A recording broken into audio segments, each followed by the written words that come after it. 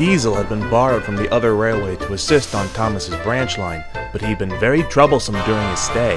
He finally lost his temper with the cars and sent them hurtling into the sea.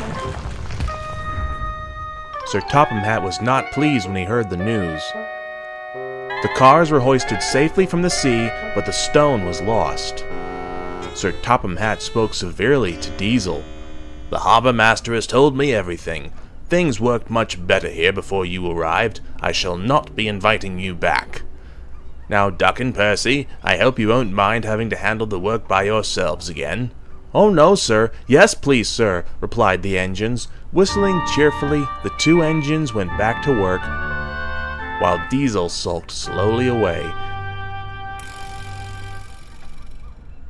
It was a couple days before arrangements could be made to send him home.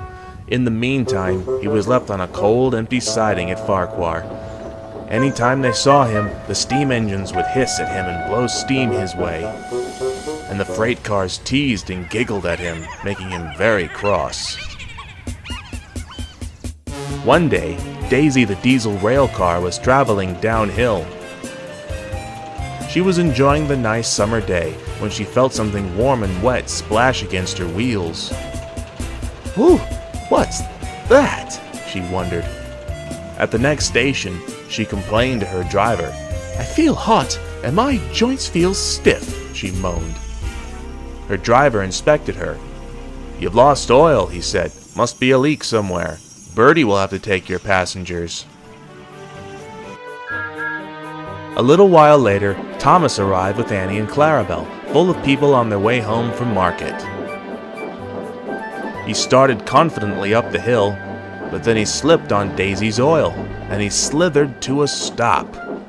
Then, "Help! Help!" he wailed. "I'm slipping back!"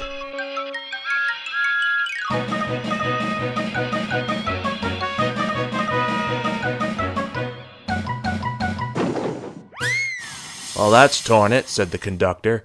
He helped the passengers back to the station. Diesel had been preparing to head home when he heard the news. He couldn't help but snigger quietly when he heard about Thomas. Serves him right. But then he remembered that while Thomas was blocking the single line, he couldn't get past. He realized with a sinking feeling what this meant. "Oh dear," he sighed mournfully, "I shall have to help, I suppose." He purred away to the rescue. At the oily place, he stopped before creeping forward so he could be coupled to Thomas. Meanwhile, workmen had placed sleepers under Clarabelle to make a slope up the line. Then they cleaned the oil off the tracks and put dry sand on them. At last, everything was ready. Diesel dug his wheels into the sand and began to pull.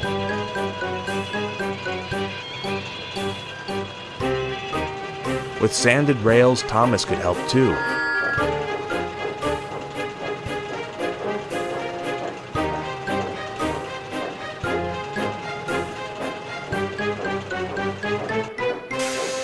Clarabelle was unhurt, so they went back for the passengers. Then, with plenty of sand, both engines pulled the train up the hill. When they reached the station, Clarabelle was delighted. "Thank you, Diesel," she said. "You were splendid." Diesel smiled. He was beginning to feel a little sorry that he was going home. The other engines were impressed too. Even Duck had to admit that Diesel had done a good job. "For once," he added. Sir Topham Hatt agreed to forgive Diesel for his mistakes, and when he went home, he received many whistles goodbye from the engines. He was still a devious sort, no one could deny, but the engines now knew that everybody must have a good streak inside of them, even Diesel.